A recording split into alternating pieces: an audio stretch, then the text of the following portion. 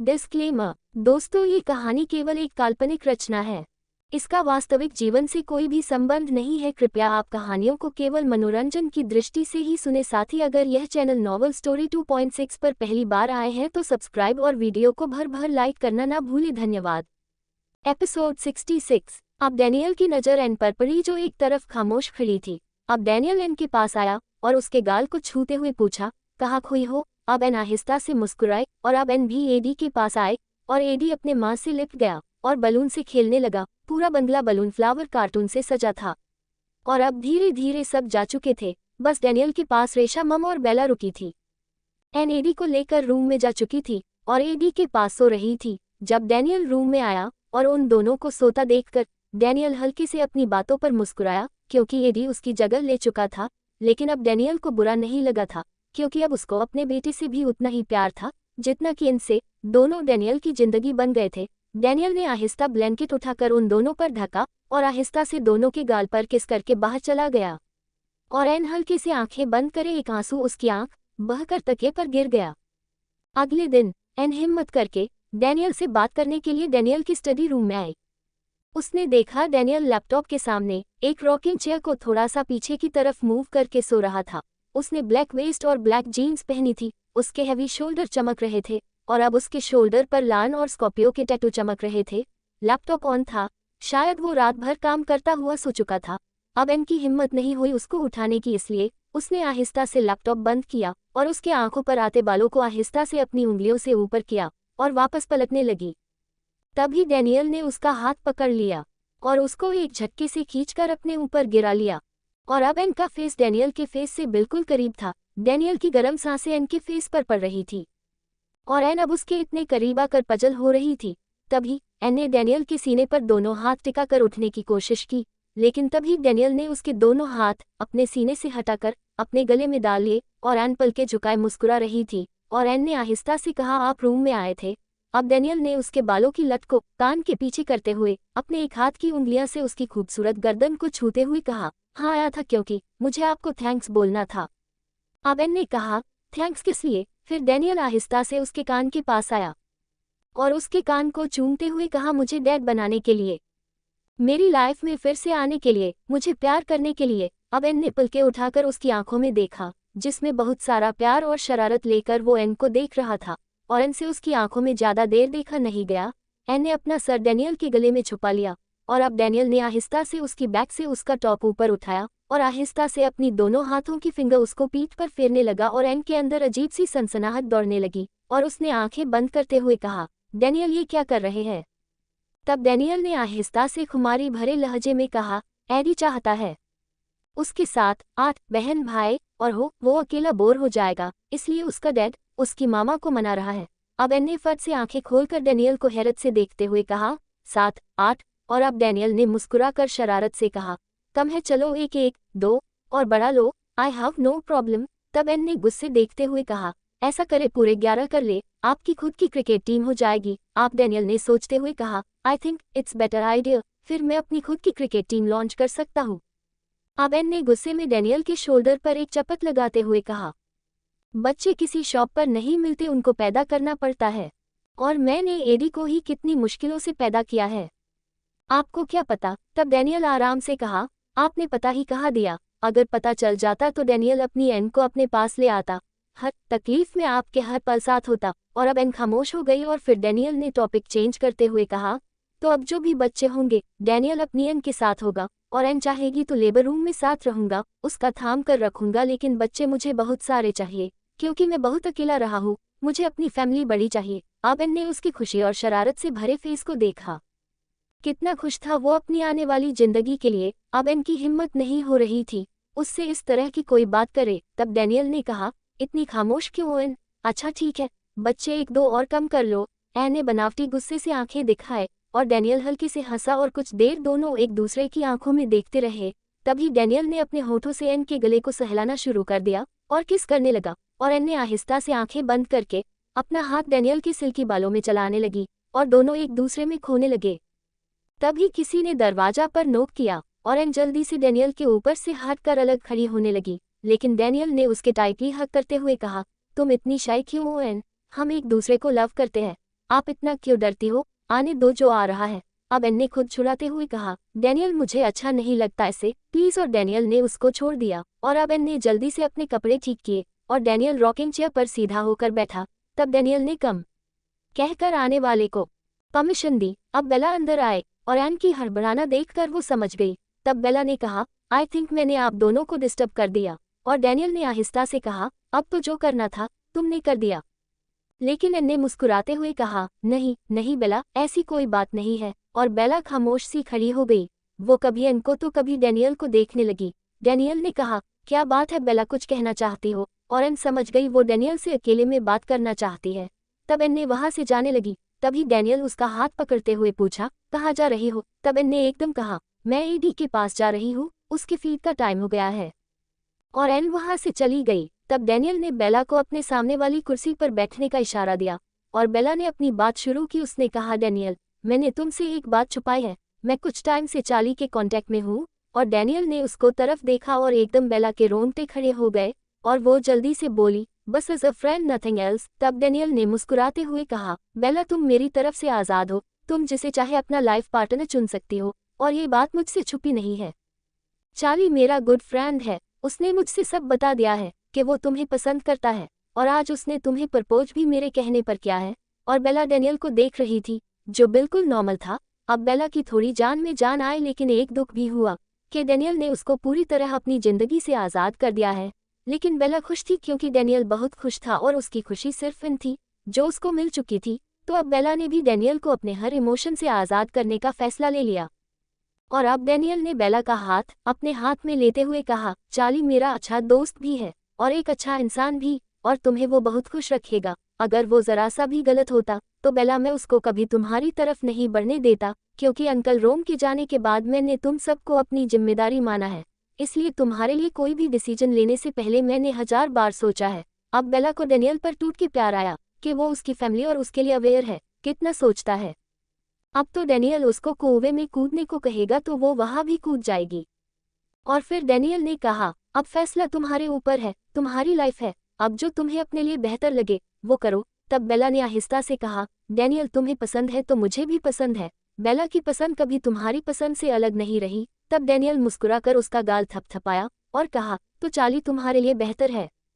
और अब डैनियल उठकर बाहर चला गया और बेला मुस्कुरा कर जाता देखती रही। अब डैनियल बाहर आया जहां मम एडी के साथ खेल रही थी और डैनियल ने उनके पास बैठते हुए कहा, एन कहाँ है? तब रेशा ने बताया, उसको थोड़ा सर में दर्द था इसलिए पेन किलर लेकर सो गई।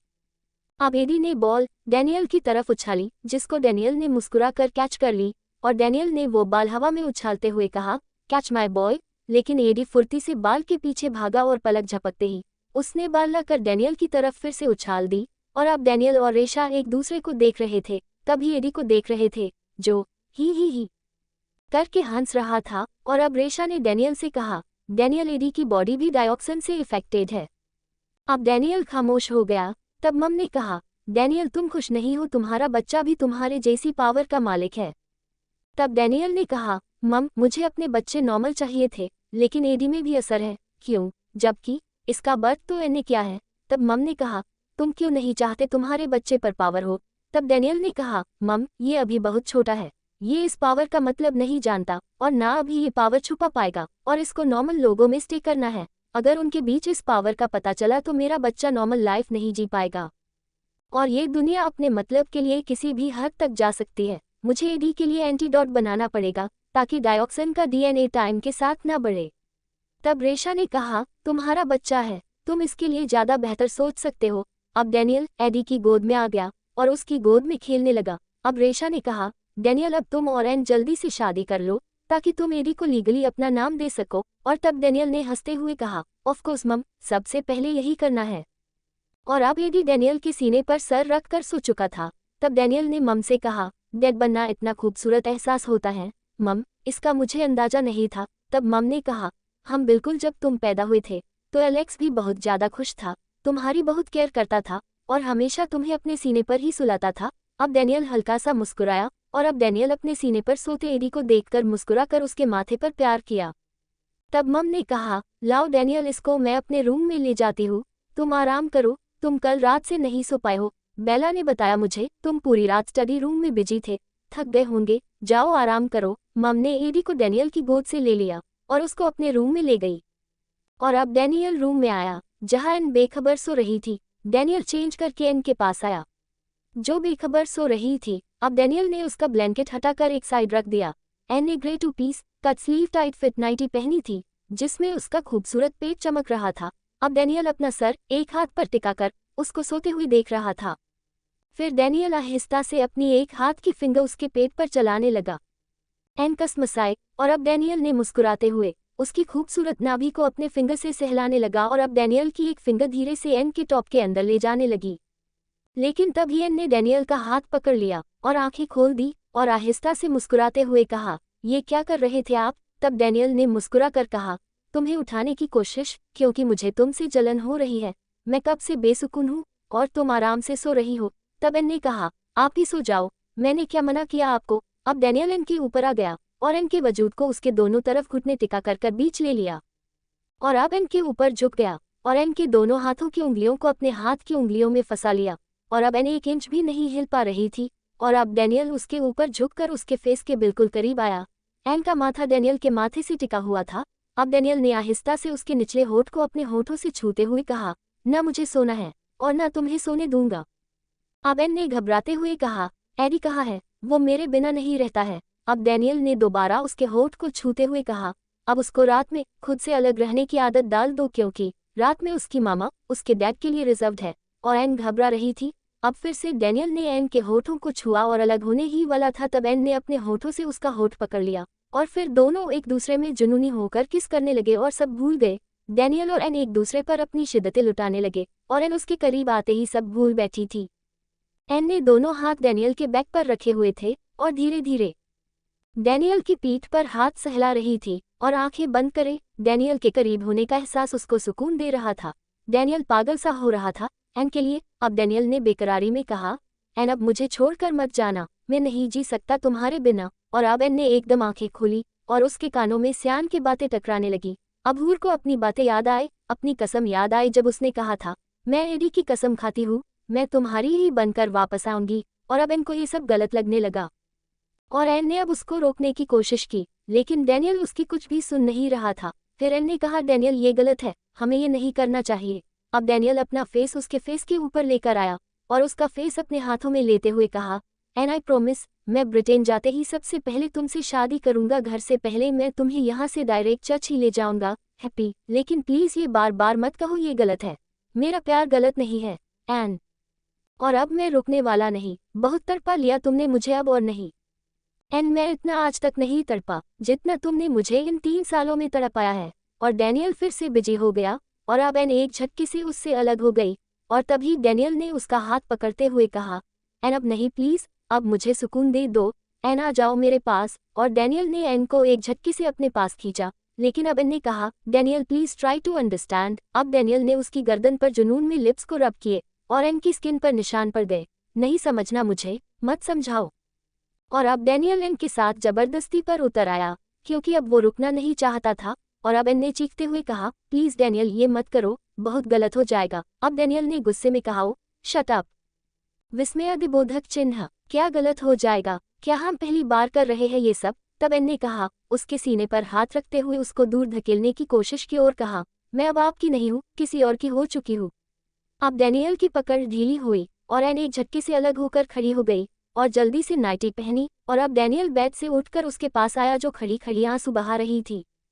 तब डैनियल ने कहा, व्हाट डू यू मीन, किसी और की हो चुकी हूँ? तुम सिर्फ मेरी हो। तब एन ने कहा, डैनियल मेरी एंगेजमेंट हो चुकी है, मैं किसी और को अपना बनाने का वादा कर चुकी हूँ। उसने अपने भरोसे पर मुझे यहाँ भेजा है और मैं उसका भरोसा तोड़ना नहीं चाहती। तब डैनियल कहा, हम दोनों के बीच मिसअंडरस्टैंडिंग खत्म हो चुकी है तो अब ये ड्रामा भी खत्म कर दो। और दोबारा से डैनियल ने उसकी नाइटी का सटेप खोलते हुए उसको अपने करीब किया। तब एन ने गुस्से में कहा, डैनियल आप समझ क्यों नहीं रहे, ये गलत है, धोखा है। अब डैनियल को गुस्सा आया और डैनियल ने गुस्से में सख्त लहजे में कहा, ओह फाइन। और एन की नाइटी की सटेप को गुस्से में पेट पर कस के बांधा और एन की हल्की सी चीख निकली, तुम मेरी बहुत बर्दाश्त आजमा रही हो लड़की, बहुत भारी पड़ेगा तुम्हें ये। और अब एन ने कहा, डैनियल एक बार मेरी बात रिलैक्स होकर सुने। अब डैनियल ने उसकी गर्दन के पीछे हाथ रखकर उसका फेस अपनी तरफ झटके से खींचते हुए कहा, मुझे अब कुछ नहीं सुनना, अब हम कल सुबह ब्रिटेन चल रहे हैं। अब 24 घंटे के अंदर मैं तुमसे शादी करूंगा, तब रोक कर दिखाना मुझे, फिर चाहे मुझे तुम्हारे साथ जबरदस्ती ही क्यों ना करनी पड़े, तोड़ दूंगा। किसी से ना जबरदस्ती करने का रूल भी। एन उसके गुस्से से घबरा रही थी और अब एन को समझ नहीं आ रहा वो कैसे उसको मनाएगी। अब एन को ये सब नामुमकिन लग रहा था, लेकिन फिर भी एन ने हिम्मत करके कहा, डैनियल मैं आपके साथ ब्रिटेन नहीं जा सकती और ना मैं आपसे शादी कर सकती हूँ। तब डैनियल ने गुस्से और हैरानी से देखते हुए कहा, तो फिर यही रहना है, और शादी के लिए तुम मरी जा रही थी, लेकिन अब क्या हुआ? अब क्यों मना कर रही हो? चाहती क्या हो तुम? तब एन ने एक गहरा सांस लेते हुए पूरी हिम्मत जुटाकर कहा, मुझे सियान से शादी करनी होगी, क्योंकि मेरी शादी उससे फिक्स हो चुकी है और इसलिए कल ही मुझे इंडिया वापस जाना है। अब डैनियल ने उसको अजीब नजरों से देख रहा था, क्योंकि डैनियल जो सुन रहा था उसको अपने कानों पर भरोसा नहीं हो रहा था। अब डैनियल ने कहा, वो सियान। तब एन ने आंसू साफ करते हुए कहा, सियान मेरा कज़न है, मेरी मम्मा की बहन का बेटा, और उन दोनों बहनों ने मेरी बचपन में ही एक दूसरे से कमिटमेंट कर दिया था कि मेरी शादी सियान से होगी, और इसलिए मेरी 17 साल की उम्र में ही सियान से शादी होने वाली थी। लेकिन उस रात को ही दादू ने अपना प्लान चेंज करके आपसे मेरी शादी कर दी और उन दोनों बहनों में दुश्मनी हो गई। लेकिन फिर आपने 3 साल तक आना छोड़ दिया और फिर से सियान ने जिद करके मेरे लिए अपना प्रपोजल भेजा, लेकिन फिर से आप मुझे उठा लाए। लेकिन अब मैंने खुद सियान से वादा किया है उससे शादी करने का, और उसने मुझे अपने भरोसे पर यहाँ भेजा है और मैं उसका भरोसा नहीं तोड़ सकती, इसलिए मुझे वापस जाना ही होगा। अब एन ने डैनियल की तरफ देखा जो सीने पर हाथ बांधे हुए अपनी इंडेक्स फिंगर अपने होठों पर रखकर उसको गौर से देख रहा था। जैसे उसकी बात उसके सर के ऊपर से जा रही हो। तब डैनियल ने उसका मजाक उड़ाते कहा, दैट मीन मम्मा ने अपने सिस्टर से कमिटमेंट किया कि मैं आपको अपनी बेटी गिफ्ट कर रही हूँ, मेरी बेटी आपकी हो गई, राइट? और फिर बेटे ने मम्मा से जिद की उसको आंटी की बेटी से शादी करनी है, और फिर आंटी की बेटी ने भी आंटी के बेटे से कमिटमेंट किया, मैं आपसे ही शादी करूंगी, राइट? अब डैनियल जोर से हंसा। अब एन ने डैनियल की तरफ देखा, उसने ब्लैक जीन्स पहनी थी और ऊपर की बॉडी पर कुछ नहीं था, इसलिए उसने इधर उधर देखते हुए जैकेट उठाकर पहनी और एन उसको अजीब नजरों से देख रही थी, जैसे उसका गुस्से के मारे दिमाग काम नहीं कर रहा हो। अब डैनियल ने उसकी तरफ पलटते हुए कहा, तो इन सब में मैं कहाँ गया? एन अब डैनियल ने गुर्राते हुए कहा, क्या कमिटमेंट करने से पहले ये ख्याल नहीं आया कि डैनियल मरा नहीं है, जिंदा है? तुम अगर उसके सामने जाओगी तो क्या वो तुम्हें किसी और का होने देगा?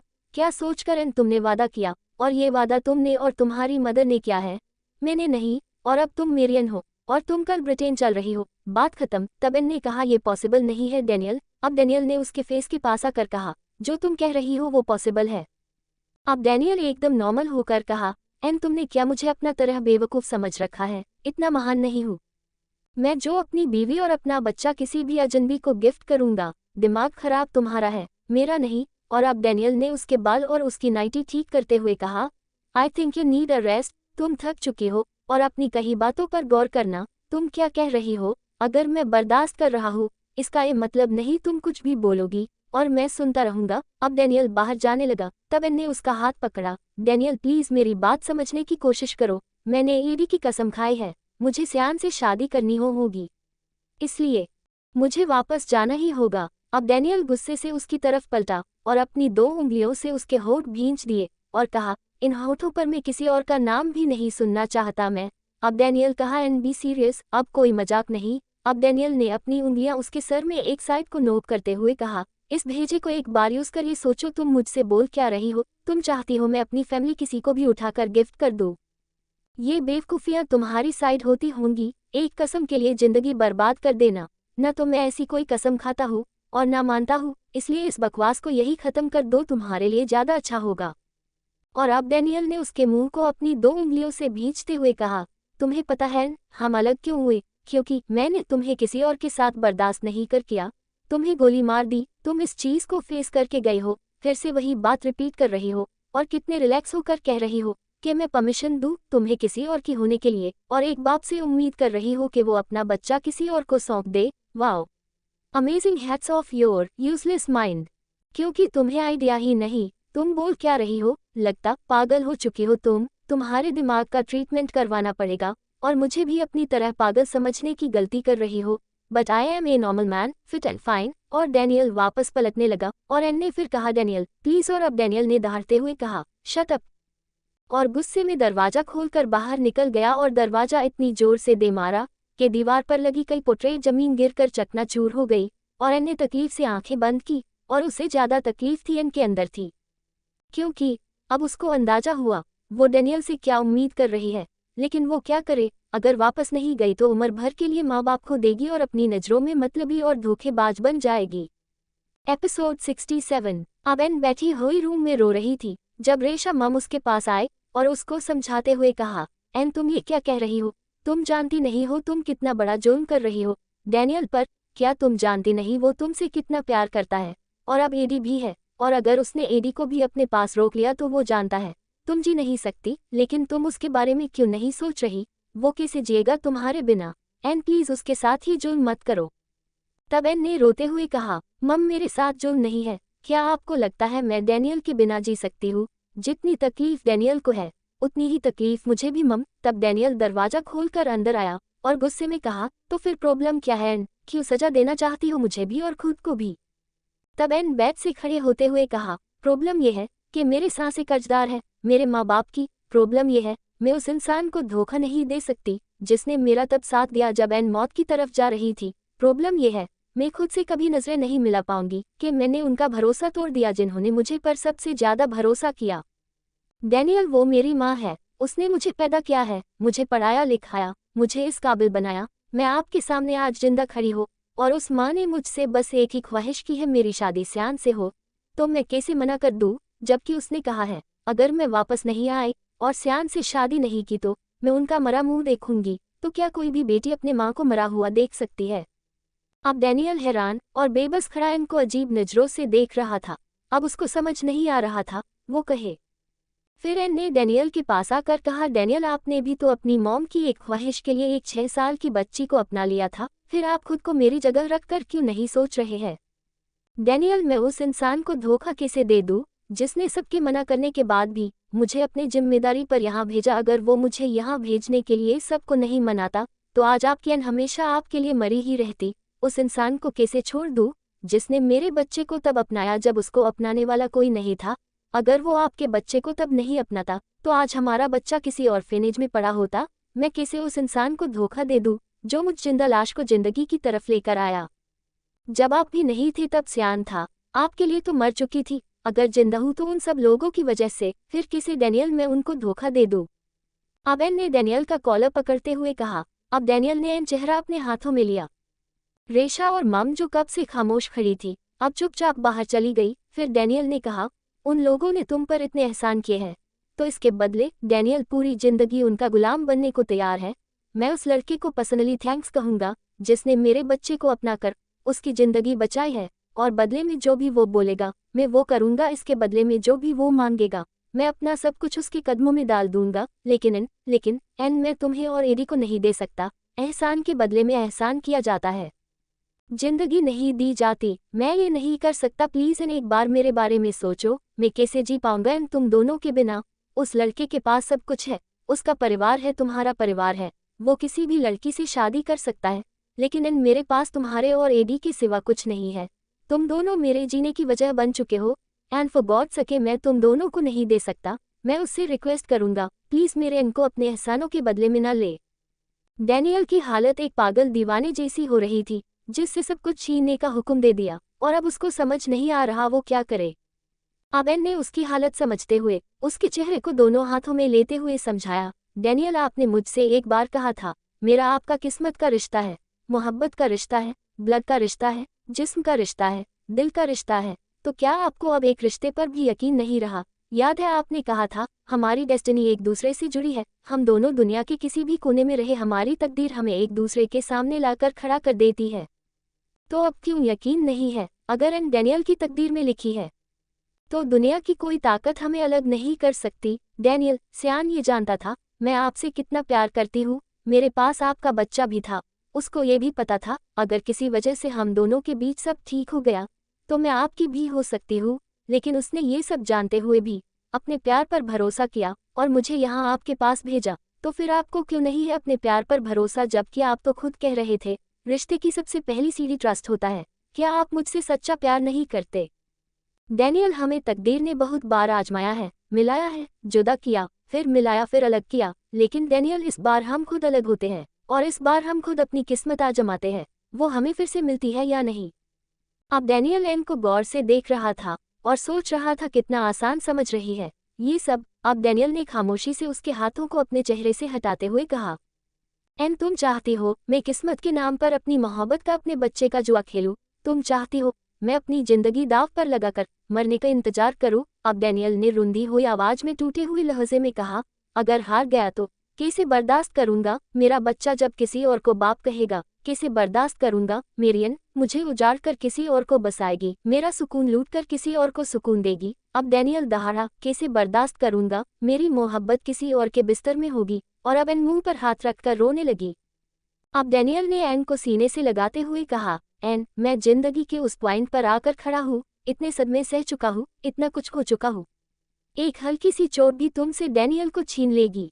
अगर तुम्हें जाना है तो मुझे मारने का एंटीडोट देकर जाओ, क्योंकि अगर मैं हारा तो मैं खुद को खत्म कर लूंगा।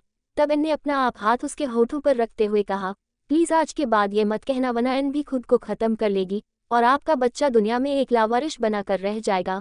अब डैनियल ने उसका हाथ झटका, तो क्या करूंगा? अपनी बर्बादी का तमाशा देखूंगा। तब एन ने कहा, आप नेगेटिव क्यों सोच रहे हैं? ऐसा भी तो हो सकता है सियान खुद बीच में से हट जाए, ऐसा भी तो हो सकता है मम्मा खुद एन को डैनियल को सौंप दे, ऐसा भी तो हो सकता है सब ठीक हो जाए। तब डैनियल ने कहा, हो सकता है, नहीं हुआ तो? इसके आगे सोचते हुए भी एन जान निकलती महसूस हो रही है।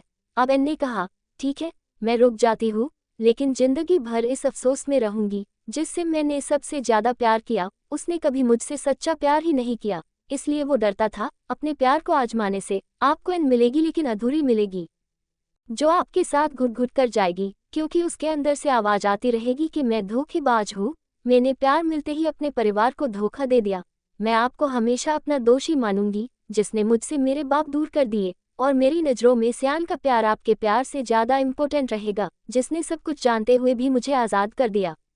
उसका सच्चा रहेगा, जिसने मेरी खुशी की खातिर अपना प्यार दाव पर लगा दिया।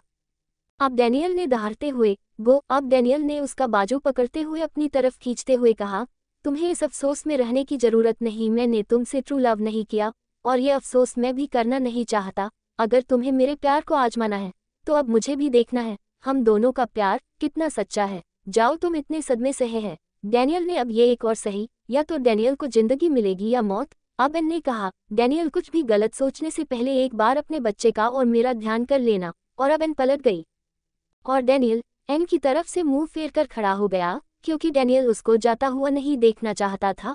और अब एन रूम की डोर तक आए और फिर भागकर डैनियल से लिपट गई और उसके सीने में मुंह छुपाकर रोने लगी और रोते हुए कह रही थी, आई लव यू डैनियल, मैं आपके सिवा किसी और की होना नहीं चाहती, लेकिन जिंदगी ने ऐसे मोड़ पर ला कर खड़ा कर दिया। डैनियल खामोश खड़ा था, उसने एन को टच भी नहीं किया, बस एक पत्थर का बुत सा बना खड़ा था, जैसे उसके जिस्म से किसी ने जान खींच ली हो। अब एन खामोशी से बाहर निकल गई और डैनियल बेहरकत ऐसे ही खड़ा था। अब एन बाहर आई और एडी को गोद में लिया और बाहर निकल गई। अब बेला और रेशा रूम में आई, उन्होंने देखा डैनियल खामोश जमीन पर बैठा था। तब बेला ने कहा, डैनियल तुमने एन को जाने क्यों दिया? तब डैनियल ने खामोशी से दीवार को घूरते हुए कहा, क्योंकि उसको मेरा प्यार आजमाना है। मेरा प्यार सच्चा भी है या नहीं, और अब मुझे भी आजमाना है। जिस प्यार की आग में सदियों से जल रहा हूँ उसमें कितनी सच्चाई है, क्या मेरा प्यार मुझे दोबारा मिलता भी है या नहीं? तब बेला ने कहा, डैनियल ये कैसा पागलपन है, प्यार की सच्चाई को आजमाना है। तब डैनियल ने पागलपन में हंसते हुए कहा, हाँ बेला, ये पागलपन है, और उस लड़की ने मुझे भी अपने साथ पागल बनने पर मजबूर कर दिया है। वो मुझे एक नई आजमाइश में डालकर चली गई है। अब क्या अंजाम होगा मुझे खुद नहीं पता। सांसें छीन कर मुझे जीने के लिए मजबूर कर गई है। हूर अब इंडिया वापस आए और सब उसको देखकर बहुत खुश हो गए, और जाते ही एडी को सब ने गोद में उठा लिया। और अब समीरा ने एन को सीने से लगाते हुए कहा, मैं बहुत खुश हूँ मेरी बच्ची, वरना मुझे तो पल पल डर लग रहा था। अगर हूर नहीं लौटी तो मैं अपनी बहन को क्या जवाब दूंगी, लेकिन तूने मेरी इज्जत रख ली। समीरा ने हूर का माथा चूमा और कहा, डैनियल ने क्या किया क्या नहीं, हमें पहले भी इस बात से मतलब नहीं था और अब भी नहीं है। हमें बस इस बात की खुशी है तू लौट आए। और सबने हूर को गले लगाया।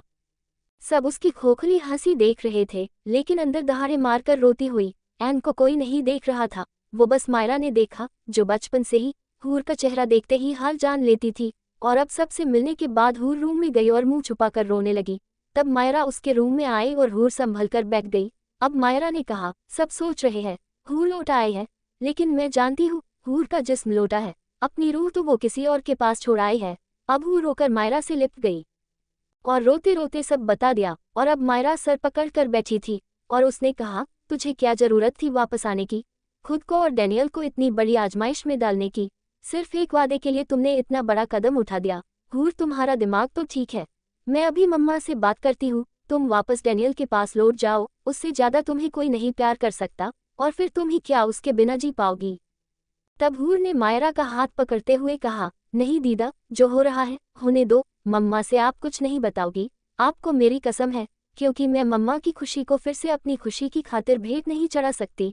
वो बहुत खुश है। और मायरा ने हैरान होकर कहा, तुम्हारी और डैनियल की खुशी का क्या, तुम्हारे प्यार का क्या। तब हूर ने कहा, मैंने अपना प्यार वक्त के ऊपर छोड़ दिया है। देखते हैं वक्त ने मेरे और डैनियल के लिए अपनी बंद मुट्ठी में क्या छुपा रखा है। और अब सियान भी दौड़ता हुआ आया और हूर से एडी से मिलकर बहुत खुश हुआ। और अब सियान और सब लिविंग एरिया में बैठे थे। हूर से फ्रांस के बारे में कोई कुछ नहीं पूछना चाहता था। सब ने बस उसकी जिद की खातिर उसको फ्रांस भेजा था। अब सियान ने एडी के गाल पर प्यार करते हुए कहा, सियान मुझे डैडी बुलाओ, और सब हंस रहे थे। तभी डैनियल की बात एन के कानों में गूंजी, मैं किसे बर्दाश्त करूंगा जब मेरा बच्चा किसी और को बाप कहेगा। और अब एन ने अपने आंसू छुपा लिए। तभी एडी ने कहा, वे denial Dedar, my denial Dedar. और अब सब उसको हैरानी से देखने लगे, क्योंकि अब एडी थोड़ा थोड़ा बोलने लगा था। अब समीरा ने हूर की तरफ सवालिया नजरों से देखा और हूर ने नजरें चुराई। और सियान का चेहरा बूझ गया, क्योंकि एडी ने उसको डैडी बुलाने से मना कर दिया था। और हूर ने एडी को जल्दी से गोद में लिया और अपने रूम में आ गई। वो डर गई थी वो कुछ और ना बोल दे, क्योंकि उसको उम्मीद नहीं थी एडी ऐसे टाइम पर कुछ बोलेगा। अब समीरा उसके पीछे आए और कहा, हूर, ये एडी क्या कह रहा है, क्या तुम डैनियल से मिली हो और एडी को भी मिलाया है। तब हूर ने कहा, नहीं मम्मा, वो डैनियल एक दो बार डॉक्टर बोस्को के घर आया था, तभी वो एडी से मिला होगा, और शायद वही किसी ने बता दिया होगा डैनियल को एडी के बारे में। और हूर बाहर निकल गई और उसकी माँ खामोशी से उसको देखती रह गई। और अब पूरा घर फूलों और रेशमी पर्दों से सजा था, क्योंकि 2 दिन बाद हूर की बारात आ रही थी। चारों तरफ मेहमानों की चहल पहल थी। समीरा तो फूले नहीं समा रही थी, आज उसका बरसों का सपना पूरा होने जा रहा था। हूर पर कई बार सियान का कॉल आया और वो एकदम ये सोचकर उठती शायद डैनियल का कॉल है, लेकिन उसने अभी तक एक कॉल भी नहीं किया था। और हूर सियान की बातों पर हूँ हाँ कर रही थी। और रात का वक्त हूर खामोशी से खड़ी चांद को देख रही थी। जब मायरा ने आकर कहा, इस चांद में तू जिस चांद को ढूंढ रही है उसको तो आग के हवाले कराए है, और एक बार उसकी खबर भी नहीं ले रही। और अब हूर ने मायरा को देखा और कहा, एक बार बात कर ले उससे, वरना तेरे बेचैन दिल को सुकून नहीं मिलेगा। ये जो आंसू तेरे गालों पर बह रहे हैं, इनको करार मिल जाएगा। और मायरा ने उसके हाथ में फोन उठा कर दिया और बाहर चली गई। अब हूर ने हिम्मत जुटाकर डैनियल को कॉल किया और उधर से एक दर्द में डूबी आवाज आई और हूर के आंसुओं में और तेजी आ गई, लेकिन अब वो समझ नहीं पा रही थी क्या बोले। और डैनियल उसकी खामोशी समझ गया और आहिस्ता कहा, अब किस लिए रो रही हो, ये फैसला भी तुम्हारा ही था। मैं तो बस वही कर रहा हूँ जो तुम चाहती हो। सब कुछ कर सकता हूँ, लेकिन फिर भी नहीं कर सकता, क्योंकि मेरा प्यार आजमाया जा रहा है। आजमाओ, लेकिन इस आजमाइश में कई जिंदगियां बर्बाद हो जाएंगी।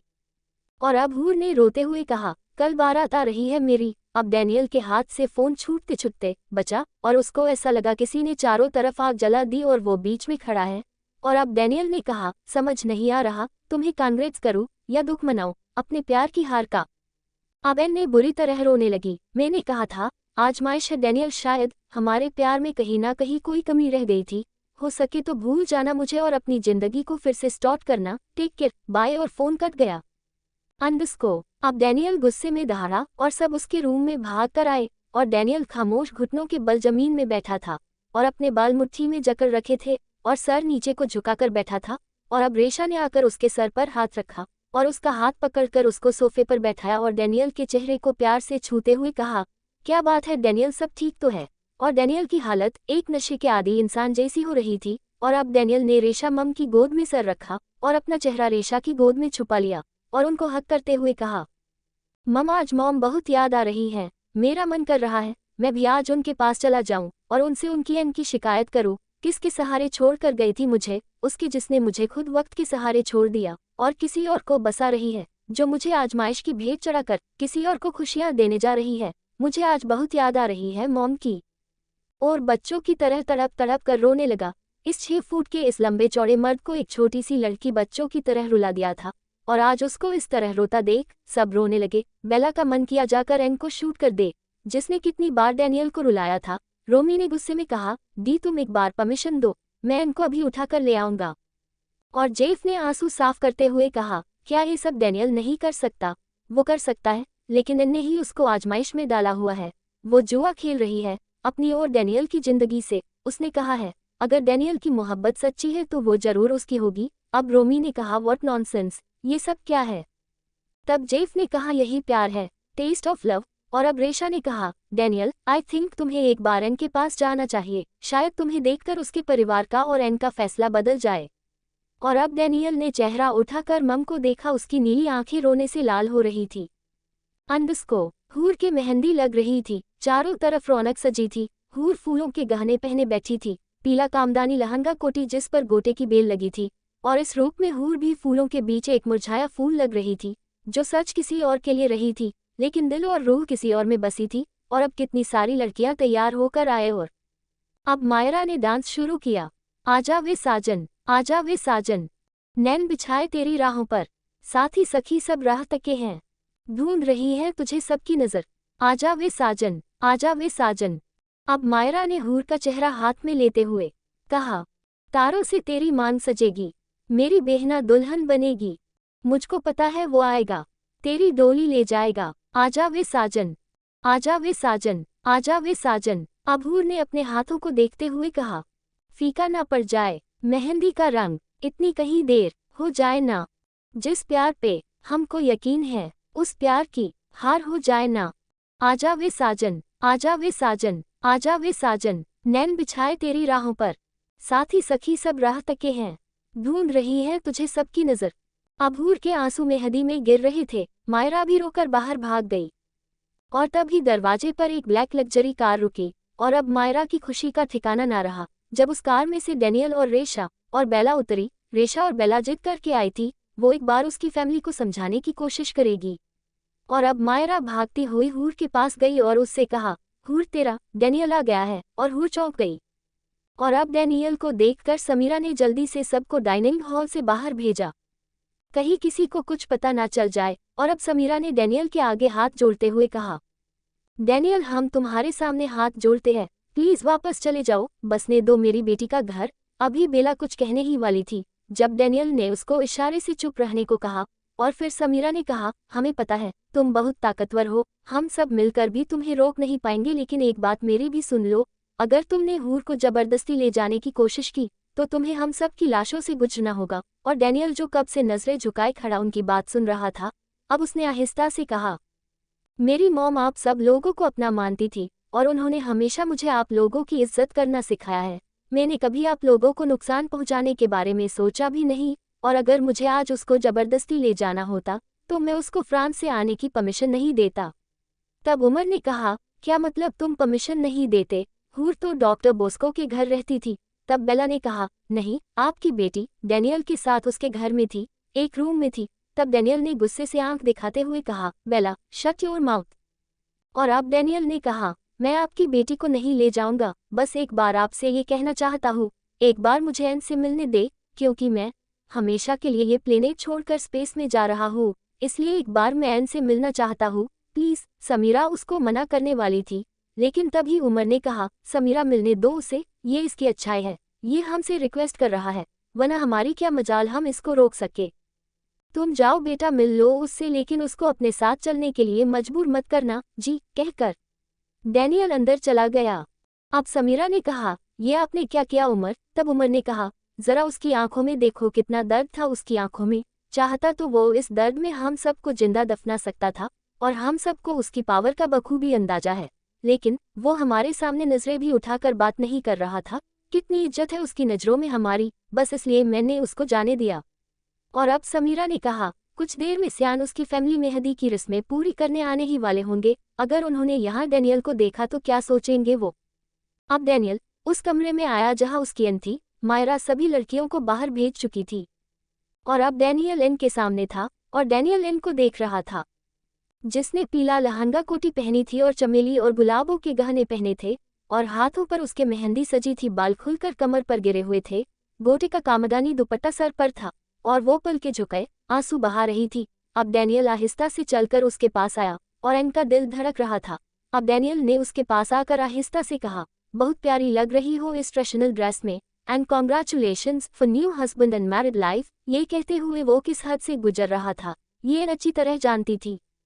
अब डैनियल ने भीगे हुए लहजे में कहा, एन मेरा प्यार हार गया, शायद कहीं न कहीं कमी रह गई मेरे प्यार में, और एन में इस दुनिया में तुम्हें किसी और की होते नहीं देख सकता, इसलिए ये दुनिया छोड़कर स्पेस में जा रहा हूँ डायनामाइट के लिए, इसलिए आखिरी बार तुमसे मिलने आया हूँ। और एन एक झटके से उसकी तरफ देखा, उसकी आंखें किस हद तक लाल थी। मेरे बच्चे का और अपना ध्यान रखना, और मैंने एडी के लिए एंटीडोट बना दिया है, मेरे मैनेजर और डॉक्टर आकर उसको एंटीडोट दे देंगे, क्योंकि पता नहीं मैं वापस आऊंगा भी या नहीं।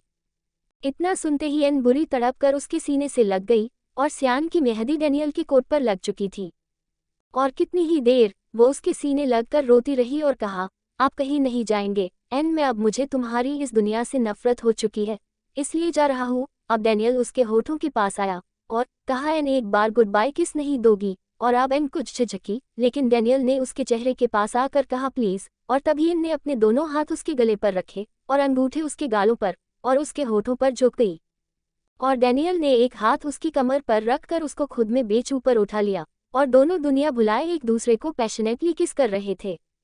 और अब एन का सारा सिंगार बिखर चुका था, फूल टूटकर पैरों में गिर चुके थे। डैनियल ने उसका दुपट्टा खींच दिया था, डैनियल का हाथ एन के हिप पर रखा था और ये नज़ारा खिड़की में खड़ा सियान देख रहा था और शर्म के मारे उसकी नज़र नहीं उठ रही थी, वो उनकी प्यार की शिद्दत देख रहा था। सियान को अब ज़्यादा देर देखना भारी हो गया और वो ये देखकर बहुत कुछ समझ गया और ये नज़ारा दूर खड़े एन के माँ बाप और मायरा भी देख रही थी। शर्म और गुस्से समीरा का चेहरा लाल हो रहा था, लेकिन उन दोनों को कुछ होश नहीं था। अब मायरा को जो दिखाना था वो दिखा चुकी थी और अब वो दोनों अलग हुए। तब डैनियल एन के माथे से अपना माथा टिकाते हुए कहा, आई लव यू एन, नहीं रह सकता तुम्हारे बिना। अब एन ने कहा, मैं भी कब जी पाऊंगी, लेकिन डैनियल हमें जीना होगा, मुझे अपने परिवार के लिए ये सेक्रीफाइस करना ही पड़ेगा। तब एन ने रोते हुए कहा, लेकिन आप मुझसे वादा करो, आप कहीं नहीं जाओगे, आप यही रहोगे। तब डैनियल ने कहा, किसके लिए रहूं। तब एन ने कहा, मेरे लिए रहो, एडी के लिए रहो। तब डैनियल ने कहा, नहीं एन, अगर इस दुनिया में तुम डैनियल की नहीं तो ये दुनिया भी मेरे लिए नहीं। और अब वो एन से अलग हो गया। गुड बाय एन, और डैनियल बाहर निकल गया और एन रोती रह गई। और अब डैनियल बाहर आया और रेशा और बेला जो खामोश हूर के माँ बाप के पास बैठी थी, और अब डैनियल ने कहा, लेट्स गो मम। और अब समीरा और उमर की नज़र डैनियल पर पड़ी और वो उसको देखते रह गए। उसका पूरा कोट मेहंदी में सना था, उसके गले और फेस के नीचे मेहंदी लगी थी, फूलों की पत्तियां उसके कोट पर पड़ी हुई थी और लिपस्टिक का निशान उसके होठों पर था। और डैनियल बाहर निकल गया और समीरा गुस्से में अंदर गई और हूर जो खामोश खड़ी थी, उसका दुपट्टा जमीन पर पड़ा था, मेहंदी खराब हो चुकी थी। और अब समीरा ने एक जोरदार चांटा हूर के मुंह पर मारते हुए कहा, बेशर्म कहीं की, मेहंदी और सिंगार सियान के लिए और लूटा दिया उस फिरंगी पर। अब हूर अपना हाथ चेहरे पर रखकर फटी फटी आंखों से अपनी माँ को देख रही थी, क्योंकि उसकी माँ ने पहली बार उस पर हाथ उठाया था। एपिसोड 68। ये स्टोरी कंप्लीट मैं बस अपने रीडर के लिए कर रही हूँ, वरना मुझे इस पॉकेट एफएम से अभी तक कोई प्रॉफिट नहीं हुआ, क्योंकि मेरे रीडर की कमेंट और उनका सपोर्ट है मेरे लिए सबसे ज़्यादा इम्पोर्टेंट है, अनसे ज़्यादा मेरे लिए कुछ इम्पोर्टेंट नहीं, बिकॉज आई दिल माई रीडर, स्माइल स्माइल। समीरा हूर के थप्पड़ मारने के बाद समीरा ने हूर के कंधे पकड़कर झकझोरते हुए कहा, उन फिरंगियों के बीच रह रह कर तू भी उनकी तरह बेशर्म हो गई है। किस तरह उस डैनियल के साथ बेशर्मी सी लगी हुई थी, तुझे इतना भी होश नहीं, तू कहाँ पर है और तेरी शादी किससे हो रही है। और एन खामोशी से रो रही थी। अब समीरा ने उसको खींचकर आईने के सामने खड़ा किया, देख अपनी हालत, एन देख खुद को आईने में। और अब एन ने देखा, उसके गहने सब टूटे पड़े थे, मेहंदी हाथों से साफ हो चुकी थी, लिपस्टिक छूट चुकी थी, बाल बिखरे हुए थे, रोने से काजल बह चुका था। अब समीरा ने कहा, तुझे सजाया सियान के लिए था, लेकिन तूने तो सारा सिंगार उस डैनियल पर लूटा दिया। अब हूर रोकर माफी मांगने लगी और तभी खामोश खड़ी मायरा बोली, हूर खुदा के लिए अब तो बोलो, कब तक चुप रहोगी। तब मायरा ने कहा, मम्मा इसका सब कुछ डैनियल के लिए है। फिर आप क्यों जबरदस्ती इसको सियान के लिए सजा रही है? ये मर जाएगी डैनियल के बिना। आपको इसकी हालत नहीं दिख रही? अब सियान भी खामोश खड़ा था और अब धीरे धीरे सब मेहमान अंदर आ चुके थे। अब मायरा ने वो सब कुछ बता दिया जो हूर ने उसको वहां से आकर बताया था। अब सब खामोश थे। अब मायरा ने अपनी माँ से कहा, मम्मा इसमें इन दोनों की कोई गलती नहीं है। ये दोनों तो आपकी खुशी के लिए सब कुर्बान कर रहे हैं। मम्मा अगर ये लौटी है तो आपसे और सियान से किए वादे के लिए, वरना अगर ये ना भी आती तो आप क्या बिगाड़ लेती इसका? मम्मा डैनियल और हूर ने अपना फर्ज निभाया है, आपको और सियान को अपना फर्ज निभाना है। इन दोनों को मिला दो मम्मा, मैं आपके आगे हाथ जोड़ती हूँ। मेरी हूर पर ये जुल्म मत करो। अब मायरा ने सियान की तरफ देखते हुए कहा, सियान क्या तुम एक ऐसी लड़की के साथ खुश रह पाओगे जो जिस्म से तो तुम्हारे साथ होगी लेकिन उसका दिल और उसकी रूह डैनियल के पास होगी? सियान ये तुम्हारी होकर भी तुम्हारी नहीं रहेगी, और वो बच्चा एडी वो तुम्हें कभी अपना बाप एक्सपेक्ट नहीं करेगा क्योंकि वो अपने सगे बाप को पहचान चुका है। अब अगर तुम फिर भी हूर से शादी करना चाहते हो तो अपने दुखों के तुम खुद जिम्मेदार रहोगे। अब सब खामोश खड़े थे। अब सियान ने हूर के पास आते हुए कहा, जो खामोश खड़ी आंसू बहा रही थी, हूर क्या तुम अभी भी डैनियल से प्यार करती हो? और हूर खामोश थी। और अब सियान ने गुस्से में कहा, जवाब दो हूर। तब हूर ने आहिस्ता से हाँ में जवाब दिया। डैनियल अब गाड़ी लेकर अपने जेट के पास आ चुका था। बेला और रेशा बैठ चुकी थी और डैनियल थके कदमों से जेट में बैठने जा रहा था। आंसुओं से बार बार उसकी आंखें भीग रही थी, जिसको वो सख्ती अपने अंगूठे से रगड़ देता था क्योंकि रोना भी गवारा नहीं था उस पत्थर लड़की के लिए। अभी उसने एक कदम सीढ़ी पर रखा ही था, तभी पीछे से आवाज आए, रुको डैनियल। अब डैनियल ने पलट कर देखा, सामने सियान हूर का हाथ पकड़े खड़ा था और उसकी अन खामोशी से सर झुकाए आंसू बहा रही थी। अब डैनियल ने हैरत से पीछे से मायरा को गोद में एडी को लिए देखा जो हाथ उठाकर डेडा कर रहा था। अब सियान हूर को लेकर उसके पास आया और हूर को डैनियल के पास धकेलते हुए कहा, जाओ लेकर जाओ इसे, क्योंकि मुझे ये अच्छी नहीं लग रही। नफरत हो गई है मुझे इस लड़की से। मैंने बचपन से इससे प्यार किया, इसका इंतजार किया, लेकिन इसने कभी तुम्हारे सिवा किसी से प्यार नहीं किया। अब डैनियल इस अनहोनी पर हैरान और परेशान सा खड़ा था और ऐन उसके पास खामोश खड़ी रो रही थी। अब सियान ने कहा, स्कूल में मुझे हमेशा अपनी नोटबुक के पहले पन्ने पर एच वर्ड लिखना पसंद था, लेकिन इसने हमेशा डी लिखा। मैं इसके ख्यालों में खोया रहा और ये तुम्हारे ख्यालों में गुम रहती थी। मुझे इंडियन मूवी पसंद थी, इसको हमेशा फॉरेनर मूवी से प्यार था। मैं घर पर फर्स्ट डेट को इसका इंतजार करता, लेकिन ये दरवाजे पर नजरें बिछाए डैनियल का इंतजार करती।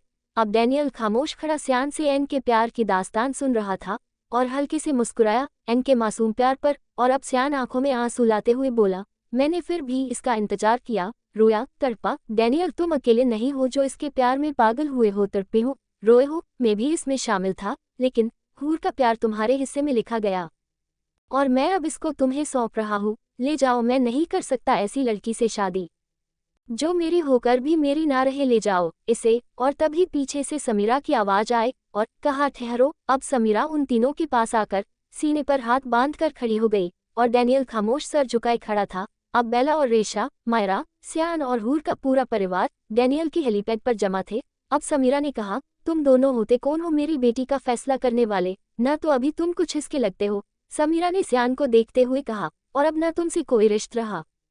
अब समीरा ने डैनियल की तरफ देखते हुए कहा, ये मेरी बेटी तुम दोनों का कोई खिलौना नहीं है, जिसका दिल चाहा छोड़ दिया, जिसका दिल चाहा अपना लिया।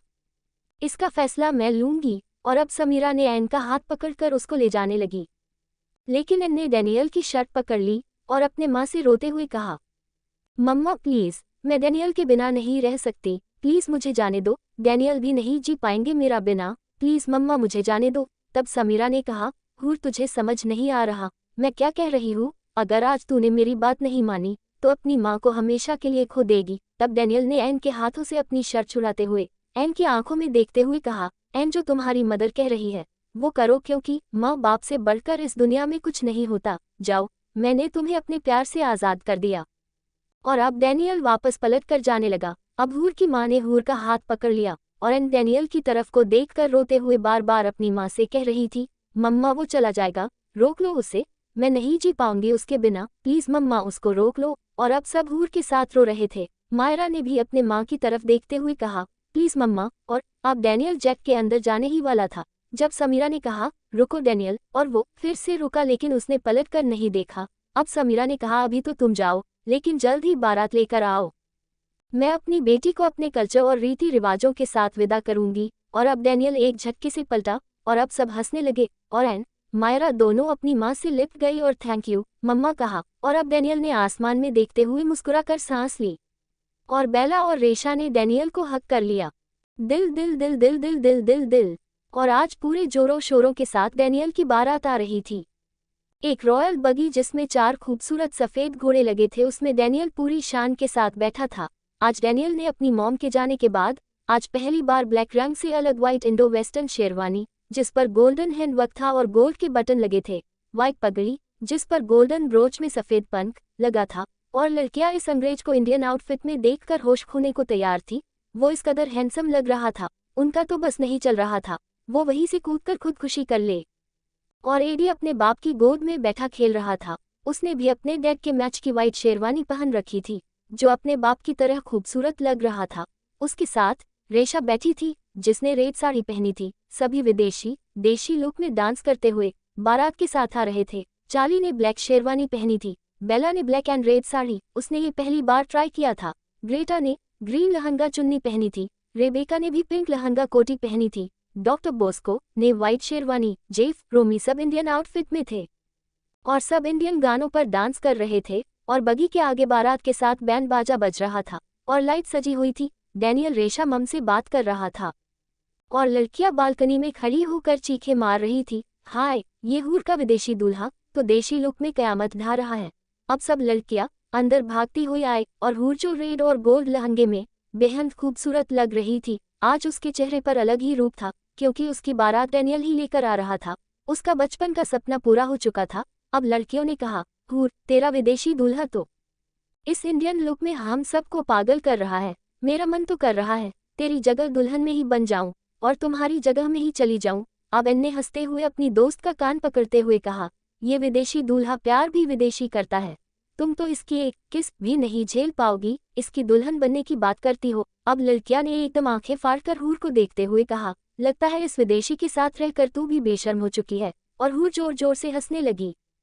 तब मायरा आए, उसने कहा, यार हूर तेरी विदेशी बारात देशी लुक में क्या लग रही है, आकर देख, ऐसा नज़ारा बार बार नहीं देखने को मिलता। और हूर भागकर बालकनी में आए और डैनियल को देखा और रोशनी में डूबी वो बारात। अब इनको अपने बचपन की बात याद आई जब उसने डैनियल को गाड़ी से आता देखकर कहा था, आज गाड़ी में आ रहे हो, एक दिन फूलों से सजी बगी लेकर मुझे ले जाने के लिए बारात लेकर आओगे। और आज उसका डैनियल बारात लेकर आया था। तब एडी ने डैनियल से कहा, मामा, और डैनियल ने ऊपर देखा और देखता ही रह गया। उसकी एन इतनी खूबसूरत लग रही थी जैसे वो इस दुनिया की ना हो, किसी और दुनिया से उतर कर उसके लिए आए हैं। रेड हैवी लहंगा, उस पर रेड और गोल्ड ज्वेलरी, माथा पट्टी के साथ माथे पर चमकता टिका, नाक में उसके होठों को चूमती नथ और सर पैर तक गहनों में सजे वो डैनियल को पागल कर रही थी। वह हर रूप में उसका दीवाना हो जाता था। अब डैनियल उसको कुछ इशारे से कहने ही वाला था, फौरन समीरा आ गई और हूर अंदर भाग गई और डैनियल हंसने लगा। अब डैनियल दरवाजे पर खड़ा था जब लहंगा साड़ी पहने समीरा डैनियल के सामने एक थैली लेकर आए। एन की ताई नाहिद और उसकी बहन सब खड़ी थी। अब समीरा ने डैनियल के ऊपर गुलाबों की पत्ती छिड़की, फिर इत्र। अब समीरा ने कहा, जमाई राजा थोड़ा सा झुको, तुम्हारी सांस तुम्हारी तरह लंबी नहीं है। और अब डैनियल हल्का सा हंसा और हल्का सा झुका और फिर समीरा ने डैनियल के एक गाल पर एक उंगली से हल्दी लगाए और दूसरे पर मेहंदी। और डैनियल के साथ सभी ही विदेशी इन रस्मों को बड़ी दिलचस्पी से देख रहे थे क्योंकि डैनियल ने कभी ऐसी कोई शादी अटेंड नहीं की थी। पहले भी बस एक रस्म हुई थी और एन उसकी हो गई थी, लेकिन अब शादी थी। और फिर समीरा ने उसकी हल्के से नाक दबाए और माथे पर प्यार किया और अंदर उसका हाथ पकड़ कर लाए और अब एन को लाया गया जो घूंघट में थी। अब डैनियल का हाथ एन के हाथ पर रखकर उसको लाल धागे से बांधा और कहा, इसमें गांठ बांधो, जितनी मजबूत ये गांठ बंधेगी उतनी ही मजबूत ये रिश्ता होगा। उन सब विदेशी के साथ उनके ट्रांसलेटर साथ थे जो उनको हाथों हाथ सब समझा रहे थे जो कुछ बोला जा रहा था। बस डैनियल, रेशा, जेफ तो अच्छे से सब समझ रहे थे, लेकिन और रोमी और बेला को कहीं कहीं ट्रांसलेटर का सहारा लेना पड़ रहा था।